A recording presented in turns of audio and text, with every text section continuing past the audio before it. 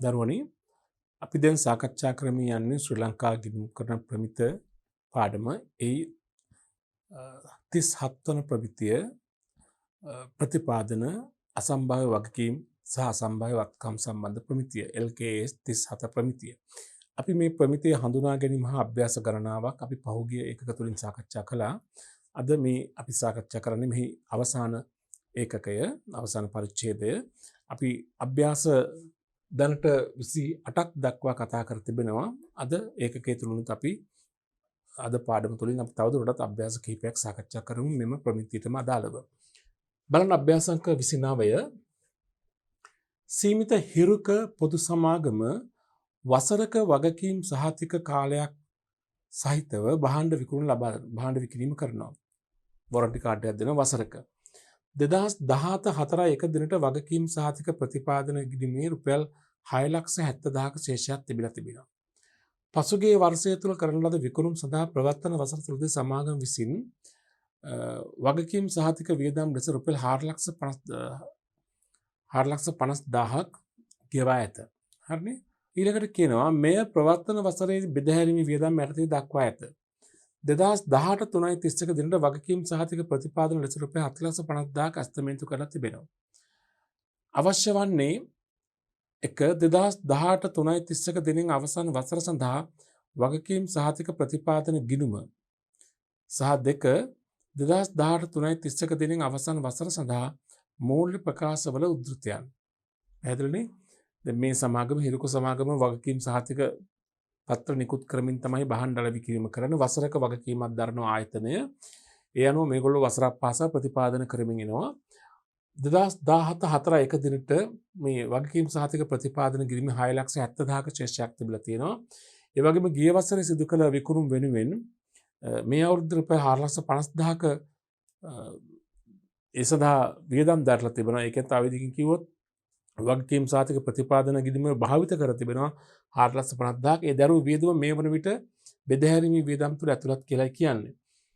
ඒ වගේම 2018 3.31 දිනට වගකීම් සහතික ප්‍රධාන ප්‍රතිපාදන ගිණුම් ප්‍රතිපාදන ලෙස රුපියල් 4,50,000ක් අස්තමේන්තු කරලා තිබෙනවා. අපෙන් ඉල්ලන එක තමයි වසරේ වගකීම් මේ වසර 2018 3.31 දිනෙන් අවසන් වසර සඳහා වගකීම් සහතික ප්‍රතිපාදන ගිණුම සහ මූල්‍ය ප්‍රකාශන උද්ෘතයන්. හොඳයි. ඔබ විවෘත කරන්න මේ විදිහට දැන් මේ විදිහට ගිණුමක් විවෘත කරන්න වගකීම් සහතික ප්‍රතිපාදන ගිණුමක් අපිට රුපියල් 1000 වලින් හදන්න පුළුවන්. රුපියල් 1000 කියලා ලියන්න පුළුවන්. ඒ වගේම කුල් කරමු ප්‍රශ්න දෙවෙනි කොටස මූල්‍ය ප්‍රකාශ උද්ෘතයන්. අපිට පුළුවන් ලියන්න එක මූල්‍ය ප්‍රකාශ උද්ෘතයන් කියලා මේ විදිහට මූල්‍ය ප්‍රකාශ උද්ෘතයන්.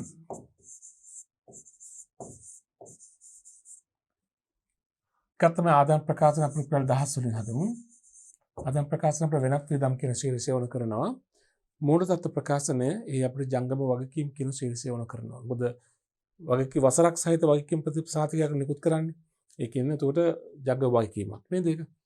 වෙනත් විදම් වල තමයි ප්‍රතිපාදනයක් කරනවා නම් අපි ඒක වාර්තා කිරීම කරන්නේ. හොඳයි. දැන් මේ තොරතුරු වාර්තා කරමු. මුලින්ම දාගන්න අවුරුදු මුල වගකීම් සහතික ප්‍රතිපාදන කිරීමේ ශේෂිකයේද 6,70,000ක් තියෙනවා. 10 වලින් ගත්තොත් 670 නේද? 2017 4.1 ශේෂය 10 වලින් ගත්තම 670යි. ඊළඟට කියනවා මේ වසර ගිය වසරේ විකුණුම් වෙනුවෙන් වගකීම් සහතික සඳහා භාවිත කර තිබෙනවා වියදම් දරලා තියෙනවා 4,50,000ක්. මෙය බෙදාහැරීම් වියදම් ගිණීමේ ඇතුළත් කර ඇත. ඒ කියන්නේ වගකීම් සහතික වෙන් කළ වෙනුවෙන් දරූ වියදම් බෙදාහැරීමේ වියදම් ගිණීම ඇතුළත් කර තිබෙනවා. නමුත් හරි විදිහට නම් ඒක අපි වගකීම් සහතික වෙනුවෙන් නිකුත් කළ භාණ්ඩ වෙනුවෙන් යම් වියදමක් දරුවා නම් ඒක අර වෙන් කිරීමේ ප්‍රතිපාදනයෙන් තමයි පියව ගන්න ඕනේ. ඒතර වගකීම් සහතික වෙන් කිරීම ගිණීම හර වෙන්න ඕනේ. හර වෙලා තියෙන බෙදාහැරීමේ වියදම් ගිණීම. නිවැරදි කරන්න බෙදාහැරීමේ වියදම් ගිණීම බැර කරලා වගකීම් සහතික වෙන් කිරීම ගිණුම හර කරන්නට ඕනේ. 450ක් නේද? 4,50,000ක් නේ. 450යි අපි කියමු බෙදාහැරීම වියදම් කියලා. හේතුව මේක බැර කරන්න බෙදාහැරීම වියදම් ගිණුම නිසා. ඊළඟට කියනවා ගණන් මේ විදිහට තවදුරටත් අවුරුද්ද අවසානයේ මෙහි ඇස්තමේන්තුව අවුරුද්ද අවසානයේ තිබිය යුතු වගකීම් සහතික වෙන් කිරීම. ඉතින් 2018 3.31 දිනට වගකීම් සහතික ප්‍රතිපාදන වශයෙන් රුපියල් 7,50,000 තිබී යුතුයි ඇස්තමිතුර ඇත. ඒ කියන්නේ මේ වසර කරන වෙන් කිරීම නෙමෙයි අවුරුදු අවසානයේ තිබී යුතු ගාන. ඒ කියන්නේ වගකීම් සහතික වෙන් කිරීමේ ගිණුමේ අවසාන ශේෂය තමයි 750. මෙහෙම තිබී යුතු ගාන මේ ගිණුම මෙහෙම එකතු කිරීමේ ගහ වෙන පැත්තකින් ඉහළට ගියමු. ලිව්වොත් 2018 4.1 ඉදිරියට ගෙනෙන ශේෂය 750යි. පාට ගෙනෙන ශේෂය 750යි නේද? අවුරුදු මුල වෙන් කිරීම තියෙනවා, අවුරුදු අග වෙන් කිරීම තියෙනවා, වසරේ භාවිත කළ ප්‍රමාණය තිබෙනවා. එතකොට මේකේ වෙනස තමයි මේ අවුරුදු ආදායම් ප්‍රකාශනයෙන් මාරු කරන ප්‍රමාණය බලන්න කීයද කියලා හර පැත්ත වැඩි. 0.510ක් එකතු 1200 හර එකතුව 1200 බැල කරාම වෙනස 10ක 7යි 530යි නේ. මේක තමයි මේ අවුරුදු ආදායම් ප්‍රකාශ වලට යා යුතු ගණන. ඒතර බැල 530ක් ආදායම් ප්‍රකාශන හර කරන්නට ඕනි. වෙනත් වියදම් වල මෙහෙම වගකීම් සහතික වෙන් කිරීම. කීයද? 530ක්. හරි. ඒ වගේම මේ ගිණුමේ අවසාන ශේෂය ගිණුමේ අවසාන ශේෂය කීයද? 750යි. මේ 750 කොහටද යන්නේ? මූල තත්ත්ව ප්‍රකාශනයේ ජංග වගකීම්. ජංග වගකීම කසින් පෙන්නන වගකීම් සහතික ප්‍රතිපාදන වෙන් කිරීම 750යි. අවුරුදු අවසාන ශේෂය 750ක් තිබෙනවා. පැහැදිලි නේද? හොඳයි. ඒ වගේම මේ ගණන අපි අහලා නැහැ. නමුත් මේ වගකීම් සහතික ප්‍රතිපාදන ගිණුමේ වෙනස් වීම මූල ප්‍රකාශන වල සටහන් මගින් පෙන්වුම් කරන්නත් ඕනේ. මේක අපි සටහන් කියන්නේ අවුරුදු මුල ශේෂය, වර්ෂය තුළ භාවිත කළ ප්‍රමාණය, වසර තුළ ඇති කළ පින් කිරීම සහ අවුරුදු අග ශේෂය සටහන් මගින් අනාවරණය කරන්නත් ඕනේ. අපි ඒක පෙන්වුම් සටහන් වලින් මෙහෙම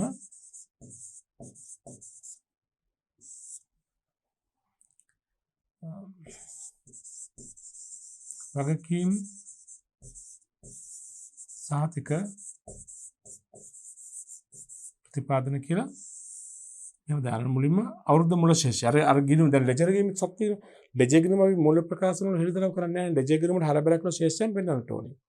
ඊට මෙහෙම 2017 4.1 ශේෂය අපි රුපියල් 1000 වලින් හදමු. කීයද අවුරුදු මුල තුන ශේෂය?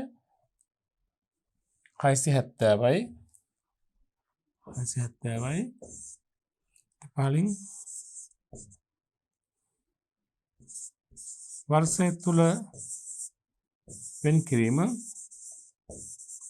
වර්ෂය තුළ වෙන් කිරීම කීයද? ඉතින් 530යි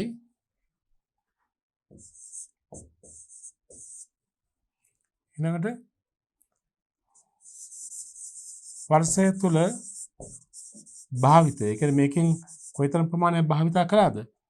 මේකෙන් භාවිත කරලා තියෙනවා කියද්දි මේකෙන් 450ක් නේද? වෙන් කිරීම මේ අවුරුද්දේ ගනුදෙනු කරුවන්ගේ නිසා භාවිත කරලා තියෙනවා 450ක්. ඊළඟ අපි අවසාන ශේෂය දාන වෙනම. හරි. 2018 3.31 ශේෂය දෙමින් 630යි 670යි 530යි 1200 450 ගියම 750යි නේ. වසර අවසාන ශේෂය 750යි කියලා මේ විදිහට මූල ප්‍රකාශන තුළ සටහනක් මගින් අනාවරණය කිරීමක් කරන්නත් ඕනේ. මූල ප්‍රකාශනයේ අභ්‍යන්තරයේ එළිදරව් කරන අමතරව සටහන් වල ඒකේ වෙනස් වීම අනාවරණය කිරීමක් කරන්න ඕනේ. පැහැදිලි නේද? හොඳයි. ඔය තමයි ප්‍රශ්නාංක 29 සඳහා පිළිතුර. ගන්න ප්‍රශ්නාංක 30 මම ගණන කියවනවා අහගන්න. සමාගමක් තම නිෂ්පාදන අලෙවි කිරීමේදී ගැනුම්කරුවන්ට සුරක්ෂිත සහතිකයක් කියන වොරන්ටි කාඩ් එකක් ලබා දෙන අතර එම භාණ්ඩ වසර 2ක කාලයක් තුලදී කිසියම් දෝෂයක් ඇති වූහොත් අලුත් වැඩියා කර දීමක් හෝ නව භාණ්ඩයක් සැපයීම හෝ කරනු ලැබේ. වසර 2ක වොරන්ටි කාඩ් එකක් තියෙන වගකීම් සහතිකයක් තියෙන ඒ කාලය තුල ඒ භාණ්ඩයට යම් කිසි දෝෂයක් ඇති වුණොත් අලුත් වැඩියාවක් කර දීම හෝ අලුත් භාණ්ඩයක් සැපයීම හෝ කරනවා කියලා කියනවා. 2019-2020 මූල්‍ය කාලච්ඡේදය සඳහා පහත සඳහන් දත්ත ඔබට දෙනවා රුපියල් 10 වලින් 2019 4 දිනට ප්‍රතිඥා භාර වෙන් කිරීමේ ගිණුම ශේෂය 10 වලින් 520යි වර්ෂයේ විකුණුම් මත එකඟ වී ඇති ප්‍රතිඥාභාර අගය 10,740යි. ප්‍රතිඥාභාර ගිවිසුම අනුව වර්ෂය තුළදී කරන ලද අලුත් වැඩියා සහ නව භාණ්ඩ ලබා දීමේ පිරිවැය 210යි. වර්ෂය තුළදී කල්ලිකුත් වූ ප්‍රතිඥාභාර හිමිකම 240යි. ඒ මොකද ඒක අදහස් වෙන්නේ? ඒ කියන්නේ වසර දෙක කාලයක් තුළ අපි යම්කිසි වෙන්කිරීමක් කරනවානේ. ඒ වෙන් කළ ප්‍රමාණය සම්පූර්ණයෙන්ම භාවිතා කරලා නැත්නම් අවුරුදු දෙකකින් පස්සේ වගේ කියන්නේ නැහැනේ. අපි તો අවුරුදු දෙකකට අපි 1000ක් අයින් කරනවා.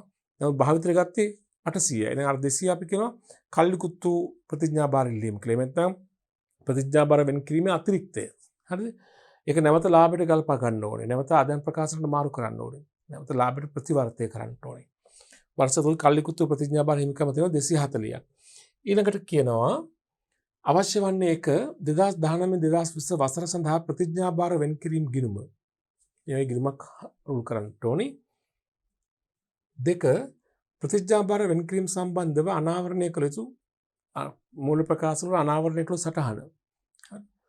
ප්‍රතිඥාභාර වෙන් කිරීම සම්බන්ධයෙන් අර මූල ප්‍රකාශ පාලින් සටහනක් අපි දක්වනවා කියලා කිව්වේ. කලින් ගානෙත් අපි කළේ ඒ සටහන. තමයි මේ දේල් ප්‍රශ්නෙන් අහන්නේ නේද? හොඳයි. දැන් අපි එහෙමනම් හදමු මුලින්ම ප්‍රතිඥාභාර වෙන් කිරීමේ ගිණුම. උත්තර දා ගිණුම් වර්ෂය 2019 4ක පටන් අරන් 2020 මාර්තු 31 අවසන් වෙන්නේ. උත්තර ආරම්භක ශේෂ්ඨය තියෙනවා 520ක්. අපි නම් ප්‍රතිඥාභාර වෙන් කිරීමේ ගිණුම දාගමු මුලින්ම ශේෂ්ඨය වශයෙන් 2019 4.1 ශේෂ්ඨය මේක රුපියල් 10 අපි හදමු මේ ගිණුම. ආරම්භක ශේෂ්ඨය තමයි 520ක් නේද? ඊළඟට වසරේ විකුණුම් මත එකඟ වී ඇති ප්‍රතිඥාභාර වල අගය. ඒ කියන්නේ වසරේ වෙන් කිරීම. වසරේ ආදායම් ප්‍රකාශනයේ මාරු කරන්න තියෙන තීරණය කළා තියෙනවා කීයද 740ක්. ඒ තමයි ආදායම් ප්‍රකාශනයට යන ප්‍රමාණය නේද? ආදායම් ප්‍රකාශනයට 740යි. ආදායම් ප්‍රකාශනය හර කරලා ප්‍රතිඥාභාර වෙන් කිරීම ගිණුම බැලෙනවා 740ක්. වසරේ වෙන් කිරීම නේද? ඊළඟට තුන්වෙනි එකක් තියෙන්නේ ප්‍රතිඥාභාර ගිවිසුම අනුව වර්ෂය තුළදී සිදු කරන ලද අලුත් වැඩියාවන් සහ අලුත් භාණ්ඩ බාර දීමේ පිරිවෙල ලබා දීමේ පිරිවෙල. ඒ කියන්නේ මේ අවුරුදු තුළදී ප්‍රතිඥාභාර ඉල්ලීම් වෙනුවෙන් කර ඇති ගෙවීම කොච්චරද? 210ක්. මෙතන ප්‍රතිඥාභාර ගෙවීම නේද? මේක ප්‍රතිඥාභාර වෙන් කිරීමේ ගිණුමින් තමයි පියව ගන්න. කීයද වටිනාකම 210ක් තියෙනවා. 210ක් මේ ගිණුම හර කරනවා. ගෙවීම කියලා ඉවර කමක් නැහැ. ගෙවීම නැත්තම් පිරිවැයට වියදම් ඕන එකක්. හරිනේ? ඊළඟට කියනවා අලුත් වර්ෂය තුළදී කල් විකුත් වීම ප්‍රතිඥාභාර හිමිකම කියන භාවිත නොකළ ප්‍රමාණය. භාවිත නොකළ ප්‍රමාණය නැවත ආදායම් ප්‍රකාශනයට යා යුතුයි නේද? 240ක්. ඒකට මෙහෙම ওই 240 අපි ප්‍රතිඥාභාර වෙන් කිරීම ගිණුම හර කරනවා ආදායම් ප්‍රකාශනය බැර කරනවා. ආදායම් ප්‍රකාශනය බැර කරනවා වෙනුවට කරන්නේ වෙනත් වියදම් තුලම වරහන් තුල දක්වන එක. මේක ආදායමක්සේ හඳුනා ගන්න උන බැර කරලා වුණත් බැර කරනවා වෙනුවට කරන්නේ අර අඩමාන්නේ අධිවෙන් කිරීම ගලපනවා වගේ ආදායම් ප්‍රකාශනය බැර වෙනුවට හර පැත්තෙන් අඩු කරනවා. ඒ කියන්නේ ආදායම් ප්‍රකාශනය වෙනත් වියදම් තුලම ප්‍රතිඥාභාර දැන් භාවිත නොකර ප්‍රතිඥාභාර කියලා වරහන් තුල දක්වන්න පුළුවන්. හරි නේද? 240ක් තෙන්දී එකත් ආදායම් ප්‍රකාශනය තමයි භාවිත නොකළ ප්‍රමාණය. භාවිත නොකළ අගය. භාවිත නොකළ අගය ඔබට දැනගන්න මම කිව්වේ 240ක්. හරි නේද? හොඳයි. එතකොට ඔච්චරයි ප්‍රතිඥාභාර වෙන් කිරීම ගිණුමට යා යුතු අගයන් වන්නේ. අපිට දීලා තිබුණේ අගයන් අවුරුදු මුල ශේෂය තිබුණා, වසරේ වෙන් කරන ප්‍රමාණය තිබුණා. ප්‍රතිඥාභාර ගිවිසුම අනුව මේ අවුරුද්දේ වැය කළ ප්‍රමාණය තිබුණා. භාවිත නොකළ ප්‍රමාණය තිබුණා නේද? එහෙනම් මේ ගිණුම තුලනේ කළාම අවුරුදු අවසන් ශේෂය එනවා දැන්.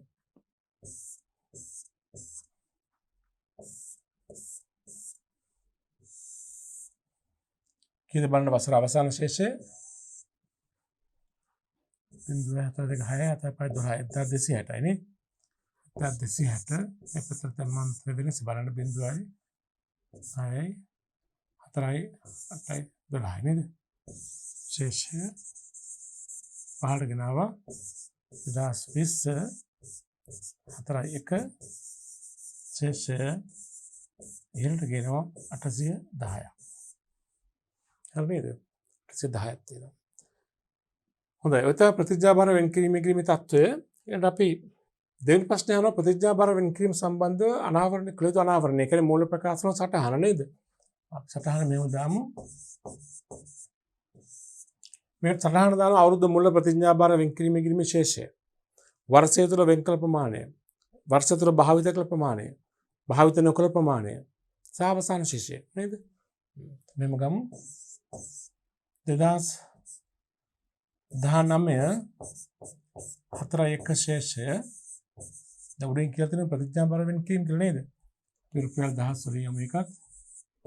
අවුරුදු මුල ශේෂය කීයක් තිබ්බද? 520යි. දෙකට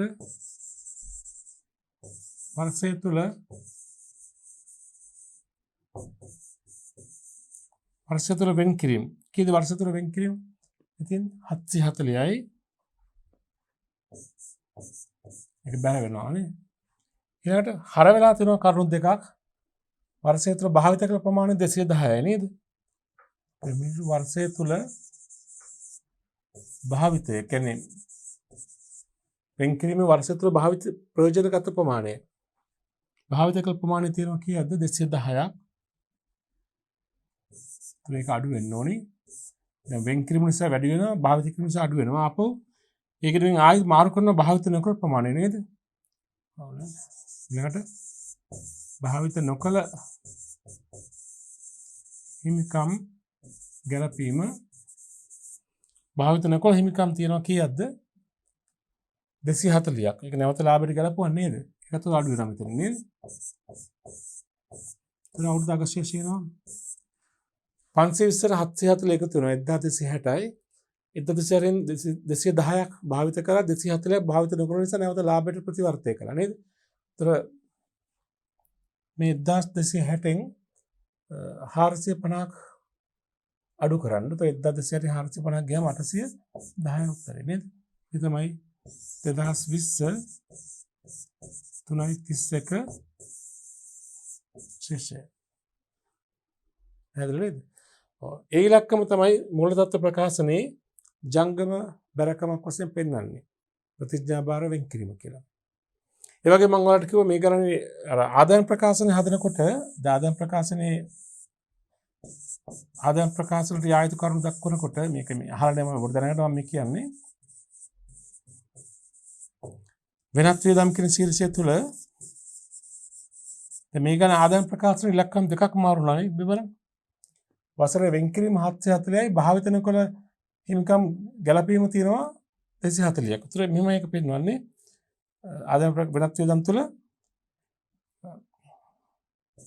ප්‍රතිඥාබාර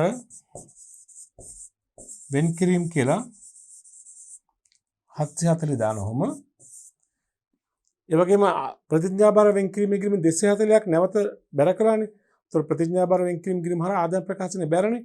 බැර කරන වෙනකොට මෙතන අඩු කරනවා 240. මේක ලියනවා භාවිත නොකළ ප්‍රතිඥාබාර හිමිකම්. භාවිත නොකළ ප්‍රතිඥාබාර හිමිකම් 240ක් කියලා. ඒතර මෙතන අඩු කළාම ඒතර සුද්ධ ප්‍රතිඵල වෙන්නේ ඒතර මේක 500යි. ලාභයෙන් අඩු වෙන සුද්ධ ගාන 500යි. මේක ආදායම් ප්‍රකාශනයේ හර මේක ආදායම් ප්‍රකාශනයේ බැර කරනවා වෙනකොට කරන්නේ හර පැත්තෙන්ම අඩු කර පෙන්නනවා. ඒතර මූලතත්ත්ව ප්‍රකාශනයේ පෙන්නන්නේ අවුරුද්ද අවශේෂය. අවුරුද්ද අවශේෂය කීයක් තිබුණාද? 810ක්. ඒ 810 තමයි මූලතත්ත්ව ප්‍රකාශනයේ බැරකමක් වශයෙන් පෙන්නන්නේ. පැහැදිලි නේද? හොඳයි. ඔය විදිහට තමයි ප්‍රශ්න අංක 30 සඳහා පිළිතුර නිර්මාණය වෙන්නට ඕනේ. හොඳයි. කන්න ඊළඟ අභ්‍යාසය ප්‍රශ්න අංක 31. මම ගන්න නම්බරක් කියවන අහගන්න. සීමිත විශ්ව සමාගම අලෙවිකරන භාණ්ඩ සඳහා විකුණන ලද දිනයේ සිට වසරක කාලයක් සඳහා ප්‍රතිඥාබාර සහතිකයක් වගකීම් සහතිකයක් ලබා දී. මෙම කාලය තුළ විකුණූ භාණ්ඩ සම්බන්ධයෙන් වන ක්‍රියාවිරහිත වීම සමාගම විසින් අලුත් වැඩියා කර දෙනු ලැබේ. විකුණූ භාණ්ඩ ක්‍රියාවිරහිත වුණොත් සමාගම කිසිදු අය කිරීමකින් තොරව නොමිලේම අලුත් වැඩියා කර දෙනවා. ඒ වගකීම් සහතිකය ලබා දෙන නිසා වසරක කාලයක් සඳහා සමාගම අලෙවි කරන සියලුම භාණ්ඩ සුළු දෝෂ සහිත සිදු වුවොත් යන අලුත් වැඩියා වියදම මිලියන 2ක් වශයෙන් ඇස්තමේන්තු කරලා තියෙනවා. ඒ කියන්නේ අපි අලෙවි කරන භාණ්ඩ සමාගම අලෙවි කරන භාණ්ඩ වලට සුළු දෝෂයක් ඇති වුණොත් වසරේ විකුණු භාණ්ඩ වෙනුවෙන් සුළු දෝෂයක් ඇති වුණොත් මිලියන 2ක වියදමක් ඇස්තමේන්තු කරලා තියෙනවා. සියලුම භාණ්ඩ විකුණු භාණ්ඩ සඳහා සුළු දෝෂයක් වුණොත් මිලියන 2ක් යනවා. ඒකම කියනවා සියලුම විකුණු භාණ්ඩ සඳහා විශාල දෝෂයක් ඇති වුණොත් ගෙවිය යුතු වන්දි වියදම මිලියන 8ක් බව ඇස්තමේන්තු කරලා තිබෙනවා 2021-22 වසර වෙනුවෙන්. මේ 2021-2022 කියන මූල්‍ය වර්ෂය වෙනුවෙන් ඇස්තමේන්තු දෙකක් අරන් තියෙනවා. විකුණු භාණ්ඩ සියල්ලම එකක් දෙකක් නෙමෙයි සියල්ලම සුළු දෝෂයන් සහිතව ඇති වුණොත් නැවත ආවොත් මිලියන 2ක් යනවා වියදම් කරන්න අලුත් වැඩියාවක් කරන්න. විකුණු භාණ්ඩ සියල්ලම විශාල දෝෂයන් සහිත ආවොත් මිලියන 8ක් යනවා මේ ඇස්තමේන්තුව අලුත් වැඩියාව සඳහා. හැබැයි සියලුම භාණ්ඩ අපි තුන් භාණ්ඩ එකක 100ක් විකා කියලා 100ම නැවත ඉල්ලීම් කරොත් සුළු දෝෂ සහිත ඉල්ලීම් ආවොත් මිලියන 2ක් යනවා. ඔක්කොම ආවොත්. ඒ වගේම විශාල දෝෂ සහිත ආවොත් මිලියන 8ක් යනවා. ඒ වගේම ව්‍යාපාරයේ පසුගිය අත්දැකීම් පහක් දැක්වේ. එහෙම වුණාට පසුගිය අත්දැකීම් මෙහෙම කියනවා. විකුණු භාණ්ඩ දෝෂ සහිත නොවීම 75%. අපේ පහුගිය අත්දැකීම් අනුව අපට පේනවා අපි විකුණන ලද භාණ්ඩයක් දෝෂ සහිත නොවීමේ ප්‍රවණතාවය තන සම්භාවිතාවය 75%. විකුණු භාණ්ඩ සුළු දෝෂයක් සහිත වීම 20%යි. පසුගිය අත්දැකීම් අනුව විකුණු භාණ්ඩයක් සුළු දෝෂයක් සහිතව නැවත ඉල්ලීම් කිරීම අපි පහුගිය අත්දැකීම් අනුව සම්භාවිතාවය 20%ක් තියෙනවා. විකුණු භාණ්ඩ විශාල දෝෂ සහිත වීම 5%යි.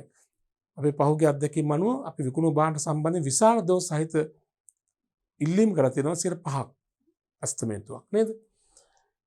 2024 එක දිනට අලුත් වැඩියා සඳහා වෙන් කිරීම කිරීමේ ශේෂය රුපියල් ලක්ෂ 2ක් තිබිලා තියෙනවා. අවුරුදු මුල ශේෂය. 2020-21 වසර සඳහා ගෙව් අලුත් වැඩියා වියදම 3,50,000යි. 3,50,000ක් ගෙවලක් තියෙනවා මේ අවුරුද්දේ. තවද කල්ලිකුත් වූ අලුත් වැඩියා වියදම අතිරික්තය අර හිමිකම් නොපෑම නිසා ඇතිවෙච්ච අතිරික්තයක් තියෙනවා 1,20,000ක්. හරි පැහැදිලිද? හොඳයි. මේ තොරතුරු අපිට දීලා ඔබෙන් බලාපොරොත්තු වෙන උත්තර බලන්න මොනවද අවශ්‍ය වන්නේ LKS 37 ප්‍රමිතියට අනුව 2020-21 වර්ෂය වෙනුවෙන් 2020-21 වසර මූල්‍ය වසර සඳහා අලුත් වැඩියා සඳහා වෙන් කිරීම ඇස්තමේන්තුව. මේ අවුරුද්ද විකුණන ලද භාණ්ඩ වෙනුවෙන් අලුත් වැඩියාවන් සඳහා වන ඇස්තමේන්තුව ගණනය කරන්න. මේ ප්‍රශ්නයක් 1. 2. මේ වසරේ අලුත් වැඩියා සඳහා වෙන් කිරීමේ කිරීම රුපියල් 1000 වලින්. 3. විස්තීර්ණ ආදායම් ප්‍රකාශනයේ උද්දෘතය. විස්තීර්ණ ආදායම් ප්‍රකාශනයේ වෙනත් වියදම් කොටස. 4. මූලතත්ත්ව ප්‍රකාශනයේ උද්දෘතය. ජංග වාහිකීම් කොටස. 5. අලුත් වැඩියා වියදම් ප්‍රතිපාදනය පිළිබඳව මූල්‍ය ප්‍රකාශන සටහන. හරි. මේ විදිහට පිළිතුරු 5ක් මේ ප්‍රශ්නය තුලින් ඔබෙන් අපේක්ෂා කරනවා කිටි පිළිතුරු අපේක්ෂිත ප්‍රශ්නයක්. හොඳයි. දැන් පළවෙනි ප්‍රශ්න අපි යමු. ඉස්සෙල්ලාම අපි අහන්නේ අලුත් වැඩියා වියදම් සඳහා වන ඇස්තමේන්තු. දැන් මම ඇස්තමේන්තුව ගන්නකොට මම කියන්නම් නැවතත් මේ ආයතනයේ සියලුම භාණ්ඩ මේ වසර තුල විකුණු සියලුම භාණ්ඩ සම්බන්ධයෙන් වන ඇස්තමේන්තු දීලා තියෙනවා කීයද? සියලුම භාණ්ඩ නැවත සුළු දෝෂ සහිත આવොත් මිලියන 2ක් යනවා. සියලුම භාණ්ඩ විශාල දෝෂ සහිත આવොත් මිලියන 8ක් යනවා. හැබැයි ඔක්කොම භාණ්ඩ આવොත් පහුගිය අත්දැකීම් අනුව සුළු දෝෂයන් සහිතව එන්නේ 20%යි. 75ක් මුකුත් වෙන්නේ. විශාල දෝෂයක් සහිතව ඇති වෙන 5%යි. අපි වෙන් කිරීම කරන්න මෙන්න මේ දෙකට අදාළව. දෝෂයක් සිදු නොවීම 75ක් තුන ඒවට අපිට වෙන් කිරීම කරන්න අවශ්‍ය නැහැ. අවදානම තියෙන මෙන්න මේ 25 සම්බන්ධව. සුළු දෝෂයක් ඇතිවීමේ ප්‍රවණතාවයක් තියෙන සම්භාවිතාවයක් තියෙන 20ක්. විශාල දෝෂයක් ඇතිවීමේ සම්භාවිතාවයක් තියෙන 5ක්. ගෙන අපි දැන් ප්‍රතිපාදන අපි ඇස්තමේන්තු කරන්න එපා. ඇස්තමේන්තු කරන හොඳම ඇස්තමේන්තුව ගන්නට ඕනේ. දැන් මෙතන හොඳම ඇස්තමේන්තුව කියන්නේ මිලියන 10යි මිලියන 8යි නෙමෙයි. ඒ සියලුම භාණ්ඩ එනමක් කියන මේ අවදානමක් තියෙන. සියලුම භාණ්ඩ නැවත ලැබීමේ අවදානමක් නෑ. අවදානම තියෙන මෙච්චරයි. 75ක් පහුගිය අත්දැකීම් අනුව දෝෂ ඇති වෙන්නේ නැහැ. අවදානම් තියෙන මේ දෝෂ ඇති වෙන ප්‍රමාණය. දෝෂ වලින් 20ක් සුළු දෝෂ 5ක් විශාල දෝෂ. ඒ නිසා මේ 25ට තමයි අපි ප්‍රතිපාදනය කරන්නට ඕනේ. එහෙනම් විකුණු සියලු භාණ්ඩ වෙනුවෙන්ම නෙවෙයි. හරි. අපි පළවෙනි ප්‍රශ්නේ අහන්නේ නම් ඇස්තමේන්තුව ගණනය කරන්න කියලා නේද කියන්නේ? මෙහෙම අපි පොඩි සීරීසයක් අපි යවමු දාගමයකට මේ විදිහට පොඩ හදාගමු තත්වය ඊළඟට සම්භාවිතාව ඊළඟට වියදම් ඇස්තමේන්තුව ඊළඟ ප්‍රතිපාදනය. හරි. මම හදාගමු කොටස් 4කට. තත්ත්වය කියන්නේ මේකයි. සුළු දෝෂ අනික විශාල දෝෂ.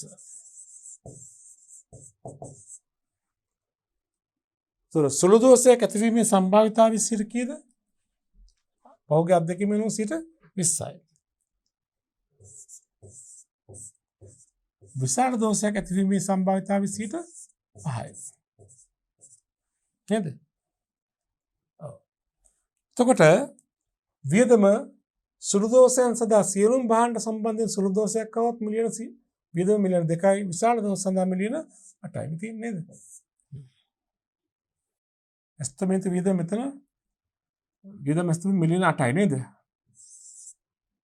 8.6 මිලියන 2යි අරකට නේද?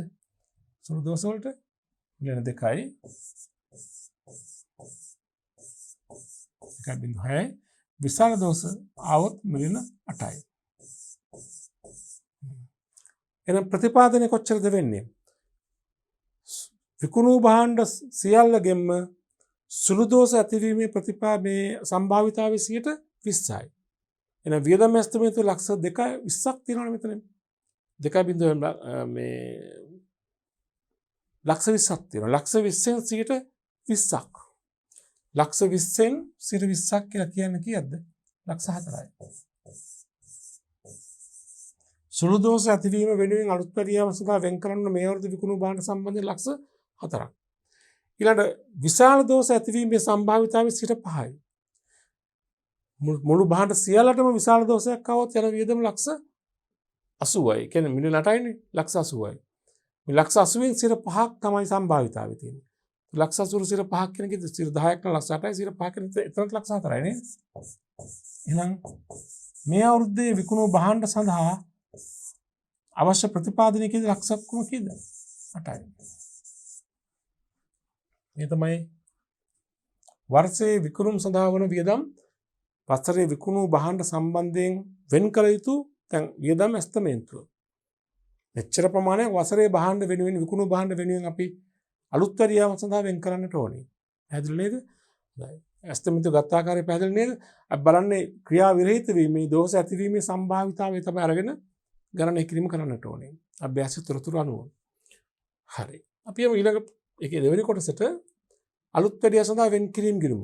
අපි ගිණුම රූල් කළා මේ විදිහට අලුත් පරියා වෙන් කිරීම ගිණුම කියලා. දැන් මේ ගිණුමට දාගන්න ආරම්භක ශිෂ්‍ය සහ වසරේ වෙන් කිරීම සියල්ල දාන්න තොරතුරු අනුව මෙමය තියෙන්නේ. ආරම්භක ශේෂයේ තියෙනවා රුපියල් ලක්ෂ 2ක්. හරි. ආරම්භක ශේෂය ලක්ෂ 2ක් අපි දාගමු.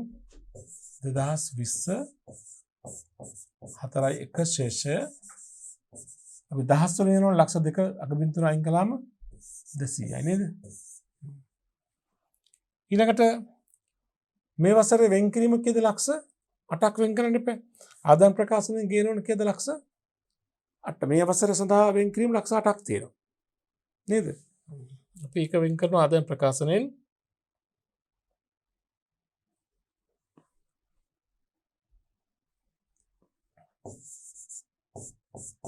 ආදායම් ප්‍රකාශනය වර්ෂයේ වෙන් කිරීමනේ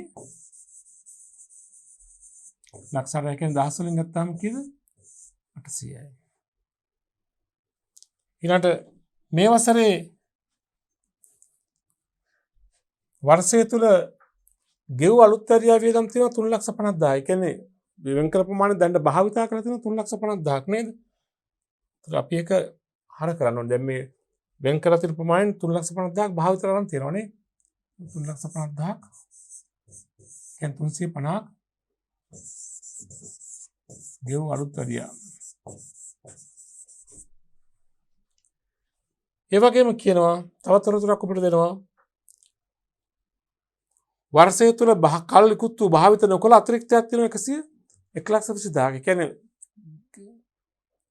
පහුගිය අවුරුදු වෙන් කරලා තිබුණාට 1,20,000ක් භාවිත කරලා නැහැ. ඒක නැවත ලාභයට ප්‍රතිවර්තය කරන්න එපා. 120ක් නේද? අපි 120ක් මේ ගණනින් හර කරන්න ඕනේ. හර කරනවා මේකත් නැවත ආදායම් ප්‍රකාශනයට දානවනේ. ආදායම් ප්‍රකාශනය භාවිත නොකළ හිමිකම් නේ. භාවිත නොකළාගේ නේද? හොඳයි. අවුරුද්ද මුල ශේෂය වසරේ වෙන් කිරීම ගෙව් අලුත්තරියා වියදම සහ භාවිත නොකළ හිමිකම නැවත ලාභයට ප්‍රතිවර්තය කිරීම. දැන් මේ ගිණීමේ අවසාන ශේෂය එනවා අපිට. බලන්න මේ ගිණීමේ අවසාන ශේෂය කීයද කියලා? 810යි මෙන්න වෙනස බලන්න බිඳුවයි 5 2 7 3 10 එකක් ඉතුරුයි 4යි 5යි 530ක් නේද? පාරටගෙන ශේෂය 2021 4යි 1 ඉදිරියට ගෙන ශේෂය කීයද? 530,000 වලින්. පැහැදිලි නේද? හොඳයි. ඔන්න අලුත් වැඩියා වෙන් කිරීම ගිණීමේ තත්ත්වය. ප්‍රශ්නේ දෙවෙනි කොටසෙන් අහනවා විස්තීර්ණ ආදායම් ප්‍රකාශනයේ උද්ෘතය ඒ වගේම මූලතත්ත්ව ප්‍රකාශන උද්ෘතය නේද? විස්තීර්ණ ආදායම් ප්‍රකාශන වල බලන්න කීය කියනවද? දැන් මෙතින් ආදායම් ප්‍රකාශන ඉලක්කම් දෙකක් මාරුණා. වසරේ වෙන් කිරීම 800යි නැවත ලාභයට ප්‍රතිවර්තය කිරීම කීයද? 120ක් තියෙනවා. 800 ආදායම් ප්‍රකාශනේ හර වෙනවා 800 නේද?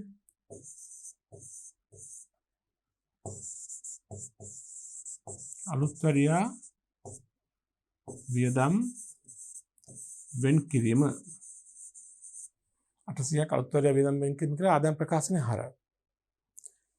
නමුත් පෞද්ගලික අවුරුද්දක වෙන් කළ ප්‍රමාණයෙන් භාවිත නොකර තිබෙනවා කියලා 120ක්. ඒක නැවත ගන්න එපා ලාභයට. ඒතර අලුත් වැඩියා වෙන් කිරීම කිරීම හර ආදායම් ප්‍රකාශනේ බැර වෙනකොට මෙතෙන් අඩු වෙනවා නේ 120.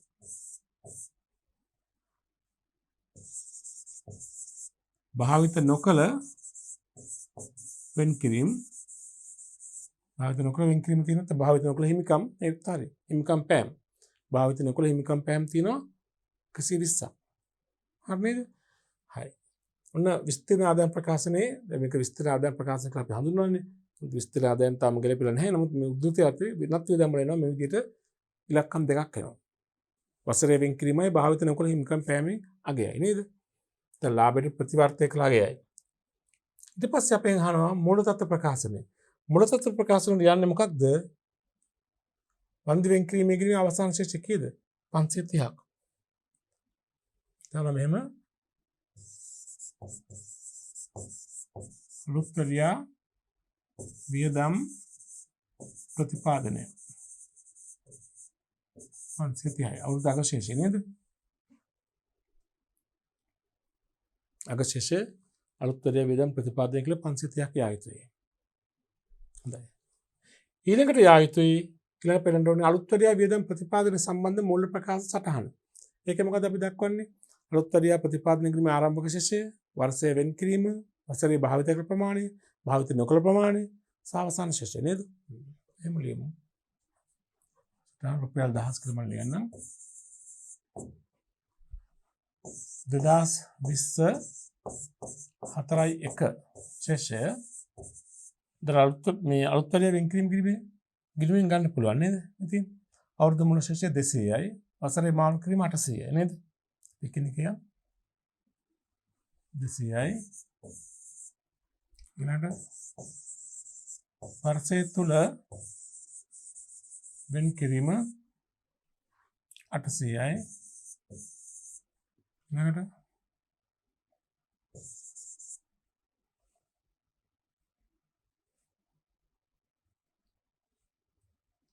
ඊළඟට වර්ෂය තුල භාවිත කළ අලුත් වැඩියා භාවිත කළ ප්‍රමාණය කීයද තිබ්බද? භාවිත ගත්ත කීයද මේ ගණනේ?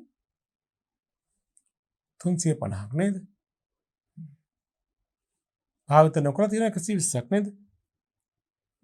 350ක් අඩු වෙනවා. භාවිත කරාම අඩු වෙනවනේ. ඊළඟට භාවිත නොකළ හිමිකම් පෑම් හිමිකම් මිලියන් වලින් භාවිත නොකළ ප්‍රමාණය තියෙනවා ඒත් 120ක් නේ. ඒකට අඩු වෙන්න එපා. මෙහෙම ගලපුවම පස්සේ අවසාන ශේෂය එනවා. කීයද බලන්න? 800 200යි 10යි 10න් 350 ගෙම 650 ඒ කියන්නේ 120 කඩු කළා 530යි නේද? 1000 වලින්. මේ තමයි 2021 331 ශේෂය. 2021යි 331 ශේෂය. හරි නේද? ඔය තමයි හරි අලුත් අධ්‍යා ප්‍රතිපාදන වෙන්කිරීම ගිණීමේ අලුත් අධ්‍යා වෙන්කිරීම ගිණීමේ අවසාන ශේෂය. ප්‍රතිපාදන ගිණීමේ අවසාන ශේෂය. හරිනේ 530 නේද? හොඳයි. ඔන්න ඔය ආකාරයේ පිළිතුරක් තමයි ඔය ප්‍රශ්නේ වෙනුවෙන් අපි අසා තිබෙන්නේ. පැහැදිලි නේද? අපි යමු ඊළඟ අභ්‍යාසයට. බලන්න ප්‍රශ්න අංක 32. මම ගණන කියවන්නම් ටිකක් දිග වාක්‍යයක් තියෙන බලන්න. සීමිත x සමාගම සහ සීමිත y සමාගම සෑම වර්ෂයකම මාර්තු 31 දින ගිණුම් කාලච්ඡේදයේ අවසාන දිනයේ වශයෙන් යොදා ගන්න සමාගම් දෙකක්ලු. මේ සමාගම් දෙකේම ගිණුම් කාලච්ඡේදයේ අවසාන වෙන්නේ හැම අවුරුද්දකම මාර්තු 31. සිදුවීමක් තියෙනවා බලන්න හොඳට අහගන්න.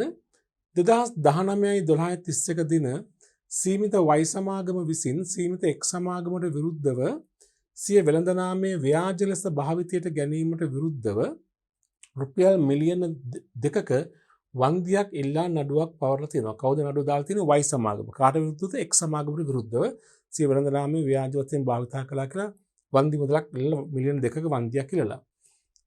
ඒ බව සීමිත x සමාගමට දැනුම් දීලා තියෙනවා. 2020 අප්‍රේල් 10 දින මෙම නඩුව විභාගයට ගන්නා ලද අතර නඩු වාර කිහිපයක් හැඳවන ලදී. ඒ අනුව 2021 මාර්තු 31 දින වන විට සීමිත x සමාගමේ නීතිඥවරුන් පවසා සිටින්නේ මෙම නඩුව තරමක් අවාසිදායක තත්ත්වයක් x සමාගමට තියෙන නිසා රුපියල් මිලියනක වන්දියක් ගෙවීමට සිදුවිය හැකි බවයි. 2022 මාර්තු 1 වන දින මෙම නඩුවේ තීන්දුව ප්‍රකාශයට පත් වෙලා තියෙනවා. මාස 3ක් ඇතුළත සීමිත x සමාගම විසින් සීමිත y සමාගමට රුපියල් 12 ලක්ෂයක් ගෙවන ලෙස දන්වා තිබෙනවා. අවශ්‍ය වන්නේ LKS 37 ප්‍රතිපාදන අසම්භාව්‍ය වගකීම් හා අසම්භාව්‍ය වත්කම් ප්‍රමිතියට අනුව ඉහත සිදුවීම සීමිත x හා y සීමිත x සමාගම හා සීමිත y සමාගමේ පොත්වල සමාගම් වල 2020 මාර්තු 31 2021 මාර්තු 31 හා 2022 මාර්තු 31 මූල්‍ය ප්‍රකාශන වලට හඳුනා ගන්න ආකාරය වෙන්වෙන්ව පිළිල කරන්න. යනුව දැන් බලන්න මේ අභ්‍යාසයේ කියන දේ මොකක්ද කියලා පොඩ්ඩක් තවදුරටත් තේරුම් ගන්න. දැන් මේ x හා y සමාගම් දෙකක් තිබෙනවා. x සමාගම විසින් y සමාගමේ වෙළඳ නාමයේ ව්‍යාජ ආකාරයෙන් භාවිතා කරලා කියලා y සමාගම විසින් නඩුවක් පවරන තුන x සමාගමට විරුද්ධව. උතර ඒ නඩුව පවරලා තියෙන කව 2019 12/31. නඩුව පැවරීම කරලා තියෙන 2019 12/31 නේද? දැන් මෙතන වසර කිහිපයක් කරනනේ 2019 12/31 නඩුව පැවරුවා නම් ඒක අයිති වෙන මොන වර්ෂයටද? 2019 12/31 තමයි නඩුව පවරලා තියෙන්නේ. මේක අයිති වෙන වර්ෂය මොකද්ද? මාර්තු 31 අවසන් වර්ෂයක් නම් 2019 20 වර්ෂය නේද? පළවෙනි වර්ෂය 2019 20 වර්ෂය නේද? 2019 අප්‍රේල් 1 වෙනිදාන් පටන් අරගෙන 2020 මාර්තු 31 දිනෙන් අවසන් වන වර්ෂය තමයි මේ නඩුව පවරලා තිබෙන්නේ. ඊළඟ ගිණුම් වර්ෂය 2020 21 වර්ෂය. ඊළඟ ගිණුම් වර්ෂය 2021 22 වර්ෂය නේද? නඩුව පැවරීම කරලා තිබෙන්නේ 2019 20 වර්ෂය තුලදී. 2019 දෙසැම්බර් 31 නේ නඩුව පවරලා තියෙනවා. ඒ අනුව නඩුව අයිති වෙන්නේ මේ වර්ෂයට. හරිද? පැවරීම. ඒ බව y සමාගම x සමාගමට දැනුම් දීලා තියෙනවා. එතකොට ඊළඟ සිද්ධිය වෙනවා 2020 අප්‍රේල් 10 වෙනිදා. 2020 අප්‍රේල් 10 කියන්නේ 2020 අප්‍රේල් 1 පටන් ගන්න ගිණුම් වර්ෂයේ මේ දෙවන වසරනේ. දෙවන වසරේදී මේ නඩුව විභාග කරන පටන් ගන්න තිබෙනවා. නඩුව වර කිහිපයක් හැඳවලා තියෙනවා. 2020 මාර්තු 31 වන විට 2021 මාර්තු 31 වන විට එක් සමාගමේ නීතිඥවරු කියන මේ නඩුවෙන් අපට අවාසියක් වෙන්න පුළුවන්. යන මිලියන 10ක වන්දියක් විතර අපිට මිලියන 10ක වන්දියක් අපිට ගෙවන්න වෙයි කියලා නීතිඥවරු එක් සමාගමේට දැනුම් දීමක් කරනවා. එක් සමාගමේම නීතිඥවරු. ඒ දැනුම් දීම කරන්නේ 2021 මාර්තු 31. හරි 2021 මාර්තු 31 තමයි මිලියන 10ක් ගෙවන්න වෙයි කියලා අපිට කියන්නේ නේද ඊළඟ සිද්ධිය. ඊළඟට නඩුවේ තීන්දුව ප්‍රකාශ කරනවා 2022 කවද්ද? 2022 මාර්තු 1. 2022 මාර්තු 1. දැන් මේකට සම්බන්ධ තියෙනවා දින තුනක්. 2019 30 තමයි නඩුව පැවරුවේ ඒක බලපාන්නේ පළවෙනි වර්ෂයට. 2019 20 වසරේ. මිලියනයක වන්දියක් ගෙවන්න වෙයි කියලා නීතිඥවරු පවසන්නේ එක් සමාගමට 2021 මාර්තු 31. ඒ කියන්නේ දෙවන වර්ෂය. තුන්වෙනි වසරේ තමයි 2022 මාර්තු 1 නේද? 2021 මාර්තු 1 මාර්තු 1 තමයි නේ 2021 මාර්තු 1 නේ. ඔය මාර්තු 1 තමයි මේ නඩුවේ තීන්දුව ප්‍රකාශ වුණේ. ඒ කියන්නේ තුන්වෙනි වසරේදී 12 ලක්ෂයක් වන්දි ගෙවන්න කියලා කියනවා. එක් සමාගමකට දැනුම් දෙනවා. වයි සමාගමකට මාස 3ක් ඇතුළත ගෙවන්න කියලා. අපෙන් අහන්නේ මේ සිද්ධිතාමය එක් සමාගමේ මූල්‍ය ප්‍රකාශන පිළිල කරනකොට හඳුනා ගන්න ආකාරය. LKS 37 අනුව. ඒ කියන්නේ මේ ප්‍රතිපාදනද අසම්භාව්‍ය වගකීම්ද අසම්භාව්‍ය වත්කම්ද යන ආදී වශයෙන් අපි හඳුනා ගන්න ආකාරය LKS 37 අනුව හඳුනා ගන්න ආකාරය අපෙන් අහන්නේ. දැන් මෙතින්ද හොඳට තේරුම් ගන්න ඕගොල්ලෝ දැන් මෙතන එක් සමාගමකට වෙනමයි වයි සමාගමකට වෙනමයි පෙන්වන්න කරන්න ඕනේ. එක් සමාගම හඳුනා ගන්න ආකාරය වයි සමාගම හඳුනා ගන්න ආකාරය. හරි. අපි දැන් නඩුව පැවරූ අවස්ථාව ගමු ඉස්සෙල්ලාම 2019 12:31. කවුද නඩුව දැම්මේ? වයි සමාගම. කාට විරුද්ධවද? එක් සමාගමකට විරුද්ධව. වයි සමාගම විසින් එක් සමාගමකට විරුද්ධව නඩුවක් පැවරුවා. පැවරූ අවස්ථාවේදී මේක එක් සමාගම හඳුනා ගන්න ඕනේ මොකක් කියලාද? වයි සමාගම හඳුනා ගන්න ඕනේ මොකක් කියලාද? එක් සමාගමට මේක නඩුවක් පවරලා තියෙන ඔච්චරයි. වන්දියක් ගෙවන්න ඕන බවක් ආර්ථික සම්පත් පිටතට ගලා යාමේ හැකියාවක් පෙන්වුම් කරන්නේ නැහැ. අනාගත සිදුවීම් ඇතිවීම හෝ ඇති නොවීම මත තමයි මේක වගකීමක්ද නැද්ද කියලා තීරණය වෙන්නේ. ඒත් නඩුව පවරන අවස්ථාවේදීම නඩුව අහන විභාග කරන්න කලින් තත්ත්වයේදී එක් සමාගමට මේ හඳුනා ගන්න ඕනි අසම්භාව්‍ය වගකීමක් වශයෙන්. ඇයි ඒ අවුරුද්දේදී ඒගොල්ලන්ට යම්කිසි අනාගතයේදී වගකීමක් ඇති විය හැකි සිද්ධියකට සම්බන්ධකමක් තියෙනවා. විය හැකි බැඳීමක් තියෙනවා. බැඳීම තාම නැහැ, ස්ථිර නැහැ. විය හැකි බැඳීමක් තියෙනවා. කාලයත් අවිනිශ්චිතයි, ප්‍රමාණයත් අවිනිශ්චිතයි. එක් සමාගමට 2019 20 වසරේදී මේක මොකද්ද? අසම්භාව්‍ය වගකීමක්. මේක ප්‍රතිපාදනයකුත් නෙමෙයි, වගකීමකුත් නෙමෙයි. වගකීමක් ඇති විය හැකි සිද්ධියකට පොඩි සම්බන්ධකමක් තියෙනවනේ. එක් සමාගමේ මූල්‍ය ප්‍රකාශන හදනකොට 2019 20 වසර තුලදී එක් සමාගම මේක අසම්භාව්‍ය වගකීමක් සේ හඳුනාගෙන මූල්‍ය ප්‍රකාශන වල සටහනක් පමණක් යොදන්න ඕනේ.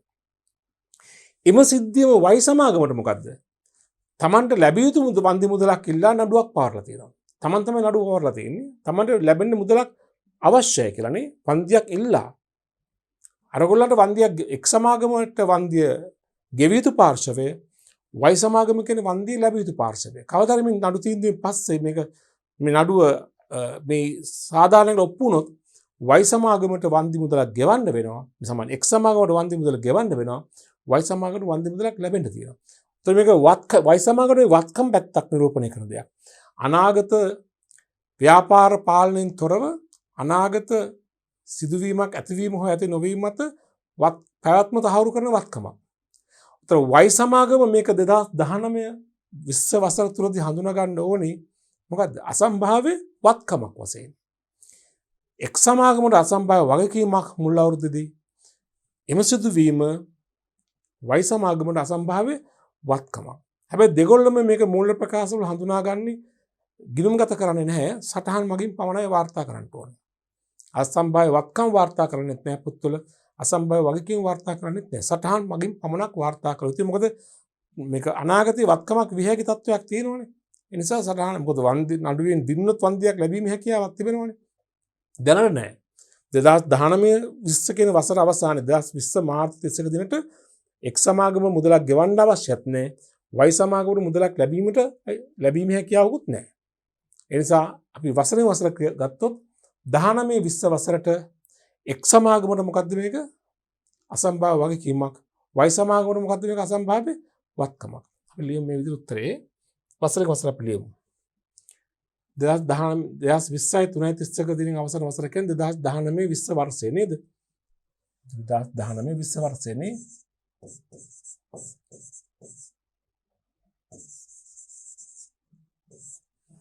ඒතර x සමානවට මොකද්ද? ඔව් මෙහෙමයි. කෙටියෙන් ලියමු. අසම්භාව්‍ය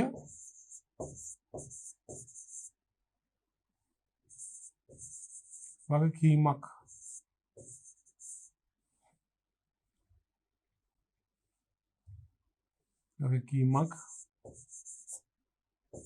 ලෙස හඳුනාගෙන මූල්‍ය ප්‍රකාශ තුල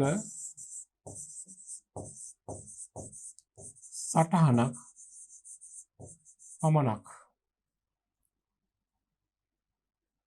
පෙන්විය යුතුය. දැක්විය යුතුය. හරිනේ? x සමාගමට මේක අසම්භාව්‍ය වගකීමක් මූල ප්‍රකාශන සටහනක් පමණයි. y සමාගමට අසම්භාව්‍ය වත්කමක් ඒත් මූල ප්‍රකාශන සටහනක් පමණයි. මේ අවුරුදු නේද? 2019 20 වර්ෂය නේද?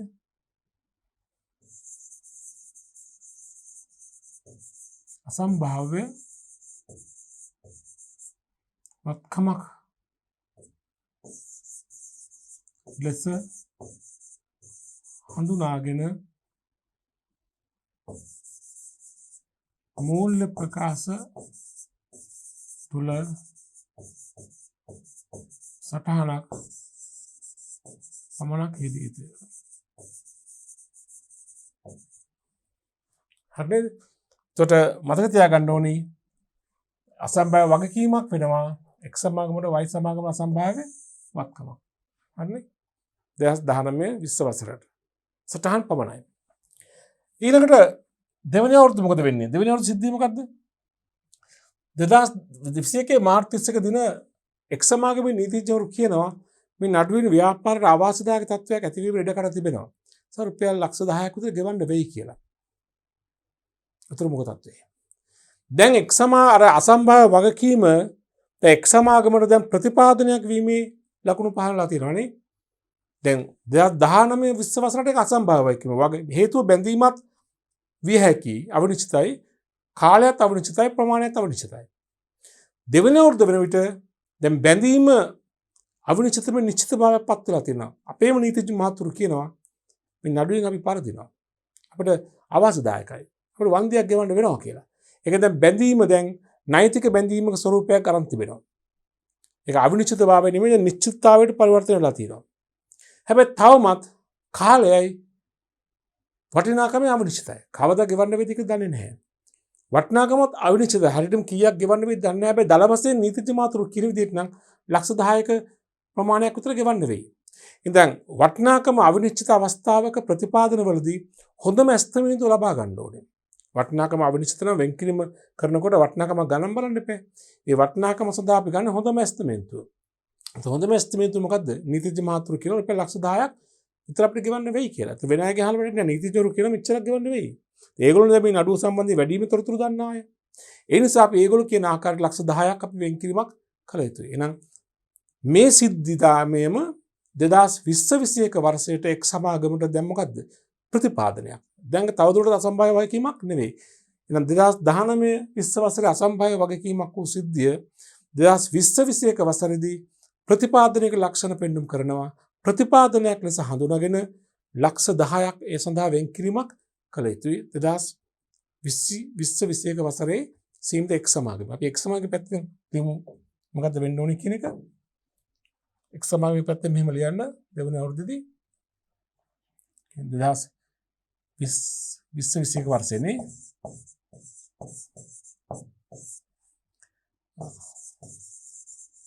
ප්‍රතිපාදනයක් ලෙස හඳුනාගෙන රුපියල් මිලියනයක වෙන්කිරීමක් කළ යුතුය.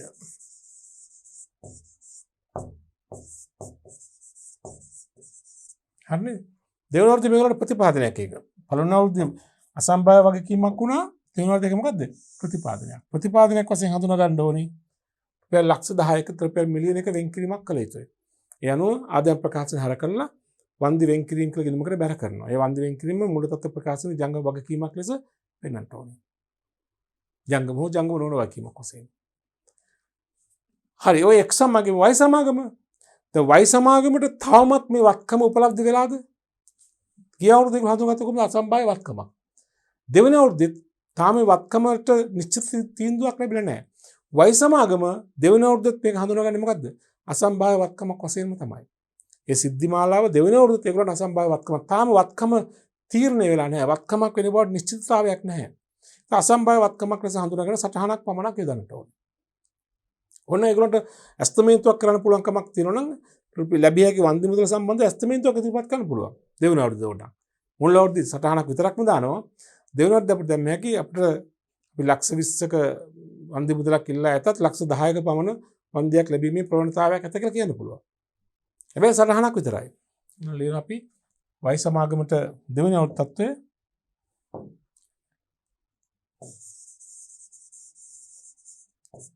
අසම්භාව්‍ය වත්කමකි. මූල්‍ය ප්‍රකාශ තුල සටහනක් පමණක් යෙදිය යුතුය. හරිද? සබයි එක් සමාගමන මුල් අවුරුද්දේ අසම්භාව්‍ය වගකීමක් දෙවෙනි අවුරුද්දේ ප්‍රතිපාදනයක්. වයි සමාගමන අවුරුදු දෙකේදී මේක අසම්භාව්‍ය වත්කමක්. ඔය සිද්ධියම තුන්වෙනි අවුරුද්දේ මොකද වෙලා තියෙන්නේ බලමු. තුන්වෙනි අවුරුද්දේ මොකද වෙලා තියෙන්නේ? 2021-22 ගිණුම් වර්ෂය තුලදී 2022 මාර්තු 1 වෙනිදා. ඉතින් මාර්තු 1 වෙනිදා නඩුවේ තීන්දුව ප්‍රකාශ කළා. උසාවිය කියනවා එක් සමාගමකට නියෝගයක් දෙනවා වයි සමාගමට ලක්ෂ 12ක් ගෙවන්න කියලා. අන්න දැන් නඩුවේ තීන්දුව ප්‍රකාශ වුණා. දැන් එක් සමාගමේ තත්ත්වය මොකද්ද? නඩුවේ තීන්දුව අනුව එක් සමාගමට සිද්ධ වෙලා තියෙනවා ලක්ෂ 12ක් වයි සමාගමට ගෙවන්න. දැන් ඒක අසම්භාව්‍ය වගකීමක්ද? නැහැ. දැන් නිත්‍ය වගකීමක් වෙලා තියෙනවා. ප්‍රතිපාදනද ඒත් නැහැ. දැන් නිශ්චිත වගකීමක්. ප්‍රතිපාදනය කිව්වේ බැඳීම නිශ්චිත වුණාට වටිනාකමයි කාලය අවිනිශ්චිතයිනේ. දැන් ඒ දෙකත් නිශ්චිතයි. බැඳීමත් නිශ්චිතයි. නෛතික බැඳීමක් තියෙන්නේ. උසාවිය කියනවා ලක්ෂ 12ක් ගෙවන්න කියලා. මාස 3ක් ඇතුළත. ඒතර වටිනාකම නිශ්චිතයි ලක්ෂ 12යි. කාලය නිශ්චිතයි මාස 3ක් ඇතුළත. එහෙනම් දැන් සම්පූර්ණ මේක වගකීමක ලක්ෂණ පෙන්වුම් කරනවා. තව මාස 3ක් ඇතුළතදී ව්‍යාපාරයේ ලක්ෂ 12ක ආර්ථික සම්පත් පිටතට ගලා යාමේ භව්‍යතාවයක් තියෙනවා. වටිනාකම ලක්ෂ 12යි. අනිවාර්යයෙන්ම ගෙවන්න ඕනේ. බැඳීමත් ස්ථිරයි. එහෙනම් දැන් තුන්වෙනි අවුරුද්දේදී එක් සමාගමට මේක මෙම සිද්ධිය අසම්භාව්‍ය වගකීමකුත් නෙමෙයි ප්‍රතිපාදනයකුත් නෙමෙයි මොකද්ද? නිශ්චිත වගකීමක්. වගකීමේ වටිනාකම ලක්ෂ කීයද? 12යි. ඒතර තුන්වෙනි අවුරුද්දේ දැන් ලක්ෂ 10යි වෙන් කරලා තියෙනවා. තවත් ලක්ෂ 2ක් අලුතෙන් වෙන් කරලා ලක්ෂ 12ක්ම ගෙවීම කළ යුතුයි එක් වයි සමාගමට. මාස 3ක් කල් තියෙනවා. ඒතර මාර්තු 31 ඒගොල්ලන් ගිණුම් වර්ෂය අවසానයි. ඒතර ගිණුම් වර්ෂය අවසානයේදී මූල තත්ත්ව ප්‍රකාශනයේ ජංගම බැරකමක් ලෙස ලක්ෂ 12ක් පෙන්වන්නට ඕනේ. පැහැදිලි නේද? ඒතර ලක්ෂ 10ක් ගිණුම තියෙනවා දැන්ට වෙන් කිරීමක් තව ලක්ෂ 2ක් මේ අවුරුද්දත් වෙන් කරලා ලක්ෂ 12ම ජංගම බැරකමක් වශයෙන් ජංගම බැරකමක් කියනවා මාස 3ක් ඇතුළත ගෙවන්න එපේ. ජංගම බැරකමක් වශයෙන් පෙන්වන්න කළ යුතුයි. අපි එක් සමාගමේ පොත්වල මෙහෙම ලියමු. මෙහෙම ලියනවා එක් සමාගම පොත්වල මෙන්න 2021-22 වර්ෂයේ නේද?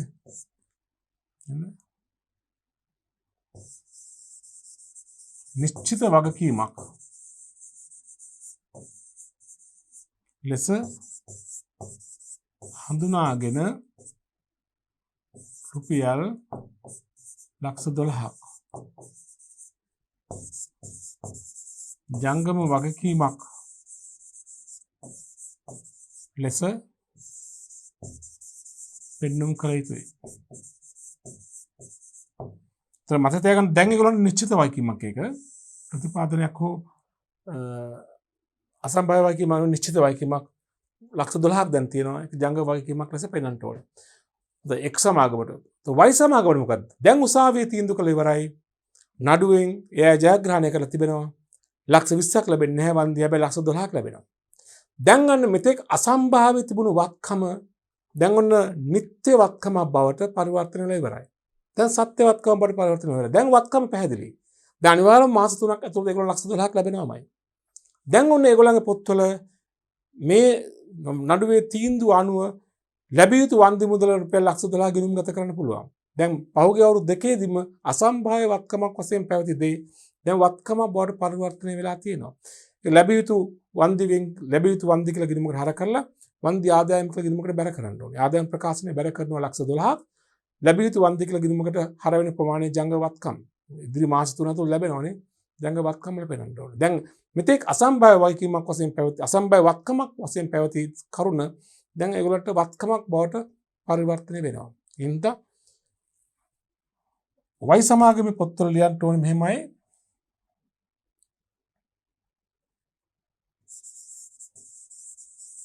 ලැබිය යුතු වන්දි මුදල වරාන්තර රුපියල් 12 ලක්ෂය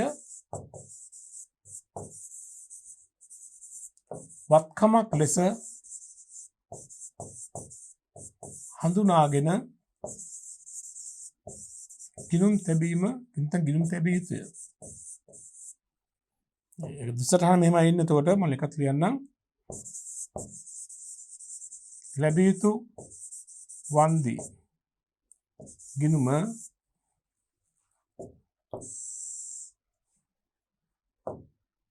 හර ලක්ෂ 12යි ආදායම් ප්‍රකාශනය බැරහන ලක්ෂ 12ක්. ලැබිය යුතු වන්දි ගිණුම හර ලක්ෂ 12යි ආදායම් ප්‍රකාශනය බැර ලක්ෂ 12යි. ඒතර පසුගිය අවුරුදු දෙකේ මූල්‍ය ප්‍රකාශන පරිශීලනය කරන අය හඳුනාගත්ත මෙහෙම අසම්භාව්‍ය වත්කමක් තිබුණා. දැන් මේ අවුරුද්දේදී තුන්වෙනි වසරේදී ඒක සත්‍ය වත්කම බවට පරිවර්තනය වෙලා තියෙනවා. එතකොට බලන්න මේ එකම සිද්ධිදාමය පරිණාමය වන ආකාරය බලන වසරෙන් වසර කාලෙන් කාලෙට එක් සමාගමක මුල් අවුරුද්දේ අසම්භාව්‍ය වගකීමක්, දෙවෙනි අවුරුද්දේ ප්‍රතිපාදනයක්, තුන්වෙනි අවුරුද්දේ මොකද්ද? නිශ්චිත වගකීමක්. වයි සමාගමට ඒක ඒ සිද්ධියම අනිත් පැත්ත මුල් අවුරුද්දේ අසම්භාව්‍ය වත්කමක්, දෙවෙනි අවුරුද්දේ ටිකක් විහැකී අසම්භාව්‍ය කියන වත්කම බවට කිට්ටු දැන් ඒත් අසම්භාව්‍ය වත්කමක්, තුන්වෙනි අවුරුද්දේ වත්කමක් ආදායමක් නේ. එක පැත්තකින් හරසටහන වත්කම බැලසටහන ආදායමක් නේ. වෙල් ප්‍රමිතංක 37 අනුව ක්‍රියාත්මක වෙනකොට ඔන්න ඔය ආකාරයට තමයි අපිට සටහන් තැබීම කරන්න වෙන්නේ. පැහැදිලි නේද? හොඳයි. අපි යමු ඊළඟ අභ්‍යාසයට. LK 37 ප්‍රතිපාදන අසම්භාව්‍ය වගකීම් සහ අසම්භාව්‍ය වත්කම් අනුව පහත් දක්වන එක් සිදුවීම සම්බන්ධයෙන් සමාගමක මූල්‍ය ප්‍රකාශන පිළිල කිරීමේදී ක්‍රියා කළ යුතු ආකාරය කෙටියෙන් විස්තර කරන්න. බලන්න. සිතුදාමයක් දෙනවා. ක්‍රියා කළ යුතු ආකාරය අහන්නේ. 1. සීමා සහිත හෝම් ඩිලිවරි පෞද්ගලික සමාගම වසර 2ක වගකීමකට යටත්ව විදුලි උපකරණ විකිණීම සිදු කරයි. ගත් දිනයේ සිට වසර 2ක් ඇතුළත කිසියම් දෝෂයක් අනාවරණය කරගත හොත් දෝෂයක කොන්දේසිවලට යටත්ව සමාගම විසින් සමාගමේ වියදමෙන් ඒ යථා තත්ත්වයට පත් කිරීම හෝ ඒ වෙනුවට නව වත්කමක් ලබා දීම සිදු කරයි. නව අයිතමක් ලබා දීම සිදු කරයි. මෙම ක්‍රියාමාර්ගයේ සීමා සහිත හෝම් ඩෙලිවරි පෞද්ගලික සමාගමට සැලකිය යුතු පිරිවැයක් ඇති කිරීමට හේතු වී ඇත. දැන් අපෙන් අහන්නේ කලින් ප්‍රශ්නය වුණේ මේ සමය එක් සිද්ධිය සම්බන්ධයෙන් ප්‍රමිතංක 37 අනුව ක්‍රියාත්මක කළ යුතු ආකාරය අහන්නේ. දැන් මේ හෝම් ඩෙලිවරි සමාගම වගකීම් සහතිකයක් නිකුත් කරලා තියෙන අවස්ථාවක ඒ සම්බන්ධයෙන් ඒගොල්ලන්ගේ මූල්‍ය ප්‍රකාශන පිළිල කිරීමේදී මොකද කරන්නට ඕනේ? ප්‍රතිපාදනයක් ලෙස හඳුනාගෙන වාර්ෂික මූල්‍ය ප්‍රකාශන පිළිල කිරීමේදී හොඳම ඇස්තමේන්තුව ගණනය කරලා ඒ සඳහා වෙන් කිරීමක් කළ යුතුයි. උත්තර ලියන පිළිතුර මෙහෙමයි එන්නේ. ප්‍රතිපාදනය ලෙස හඳුනාගෙන වාර්ෂික මූල්‍ය ප්‍රකාශ පිළියෙල කිරීමේදී හොඳම ඇස්තමේන්තුවට අනුව වෙන් කිරීම කළ යුතුය. හොඳම ඇස්තමේන්තුව ඒ සම්බන්ධයෙන් ගත හැකි හොඳම සාධාරණ ඇස්තමේන්තුව අරගෙන ඒ සඳහා වෙන් කිරීමක් කළ යුතුයි නේද? ඒ තමයි මේ සිද්ධියට දාලව ප්‍රමිතාංක 37 අනුව ක්‍රියා කරනවා නම් ක්‍රියා කළ යුතු වන්නේ. ඊළඟ සිද්ධිය බලන්න. සමාගමෙන් ඉවත් කරන ලද සේවකයෙකු රුපියල් මිලියන 5ක වන්දි මුදලක් ඉල්ලා නඩුවක් පවරා ඇත. මෙම වන්දි මුදල ගෙවීමට සිදු නොවේ යයි සමාගම නීතිඥ මහතා විසින් විශ්වාසදායක ලෙස ප්‍රකාශ කරයි. සේවකෙක් නඩුවක් වන්දියක් කියලා නඩුවක් පවරලා තියෙනවා. හැබැයි නීතිඥ මහත්තයා නම් කියන්නේ මේ වන්දිය ගෙවන්න වෙන්නේ නැහැ කියලා අපිට. ඒ නිසා අපි මූල්‍ය ප්‍රකාශවල මොකද්ද කරන්න ඕනේ දැන්? මේක අපි හඳුනගන්න මොකද්ද? අසම්භාව්‍ය වගකීමක්, විහැකි බැඳීමක් නේ තියෙන්නේ. හැබැයි ව්‍යාපාරයේ සම්පත් පිටතට ගලා යන්නේ හැකියාව භාවිතාවයක් නැති නිසා මේක අසම්භාව්‍ය වගකීමක් ලෙස හඳුනා මූල්‍ය ප්‍රකාශන සටහනක් පමණක් ඉදිය යුතුයි නේද? මෙහෙම ව්‍යාපාරයේ ආර්ථික ප්‍රතිලාභ ජනනය කරන සම්පත් පිටතට ගලා යාමේ භාවිතාවයක් නොමැති නිසා මෙය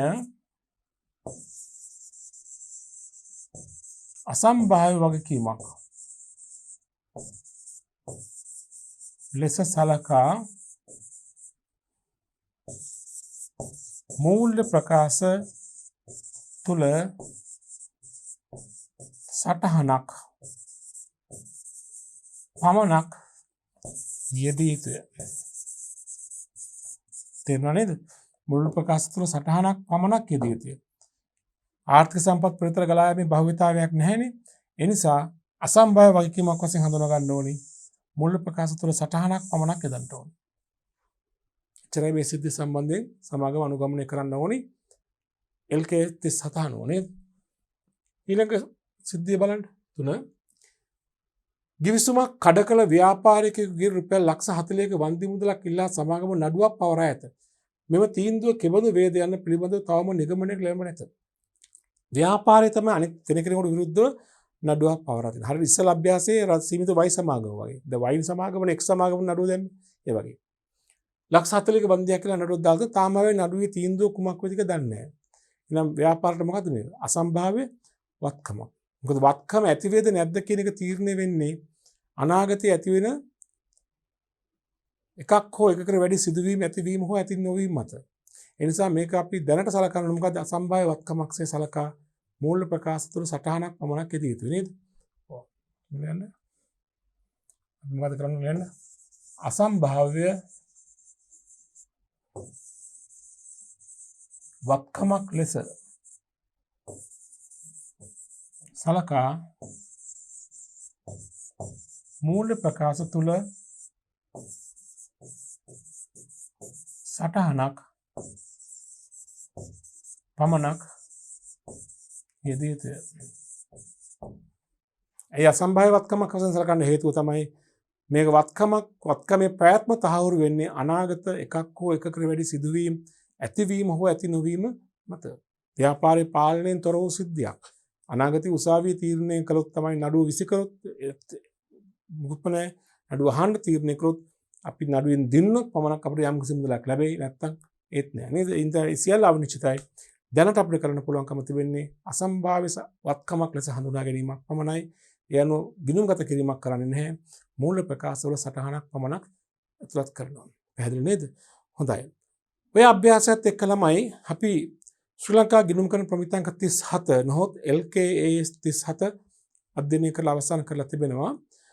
අපි මේ වන විට උසස් පෙළ පන්තියේදී හැදෑරිය යුතු ගිණුම් කරන ප්‍රමිත 9න් 8ක්ම අධ්‍යයනය කළ ඉවරයි. අපිට එක ප්‍රමිතියක් පමණයි අධ්‍යයනය කරන්න තියෙන්නේ. අපි ඊළඟ පාඩම් එකක තුලින් ගිවිසුම් වලින් අයබාර හඳුනා ගැනීම කියන ප්‍රමිතිය SLFRS 15 කියන ප්‍රමිතිය සාකච්ඡා කරන්න බලාපොරොත්තු වෙනවා.